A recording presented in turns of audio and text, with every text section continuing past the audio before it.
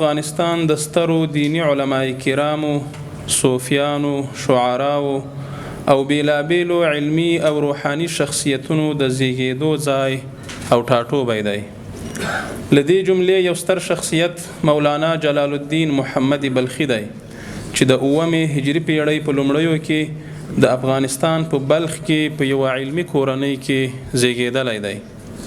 مولانا جلال الدین محمد بلخي لا ځوانۍ ته نه و رسېدلی چې کورنۍ یې له افغانستان څخه هجرت وکړ او وروسته یې ډیر عمر د ترکیې په قونیه کې تیر کړ.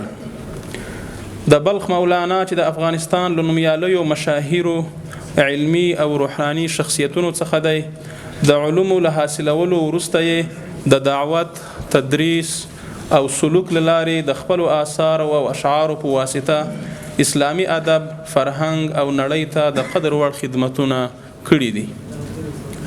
مولانا جلال الدین محمد بلخي د خپلو عالی افکارو، ګټورو او علمی آثارو له برکته نړیوال شهرت لري.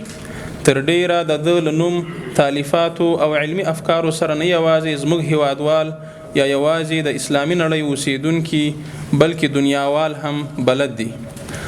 مولانا جلال الدین محمد بلخي د ځلانده اسلامی ادب او فرهنګ د ودې، ترویج او پیژندنې په برخه کې ارزښتناک رول لوبولی دی.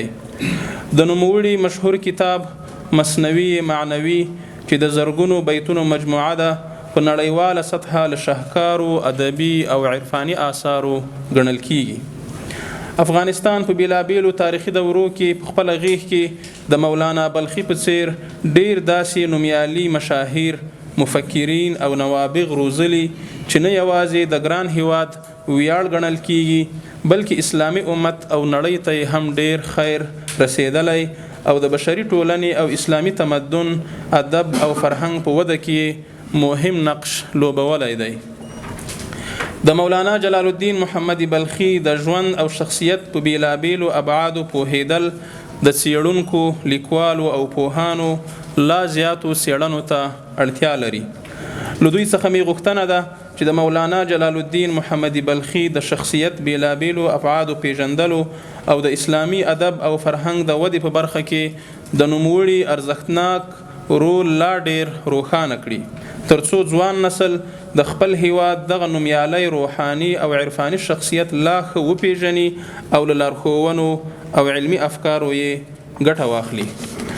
د علومو اکاډمۍ مسؤلینو او دغه څیړنیز او علمی سیمینار جوړونکو او ګډونوالو ته دی الله تعالی اجرونه ورکړي چې د اسلامی ادب او فرهنګ د ځلانده ستوري مولانا جلال الدین محمد بلخي د ادبي او فرهنګي خدمتونو په مناسبت یې دغه مهم کنفرانس جوړ کړی.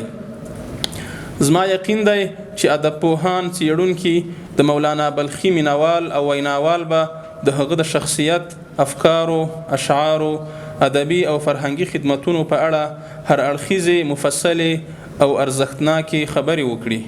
الله تعالی دې سعادت او کامیابی د دوی په نصیب کړي. ومن الله التوفیق. الحاج ملا محمد حسن اخوند د افغانستان اسلامی امارت رئیس الوزراء. والسلام علیکم ورحمة الله وبرکاته.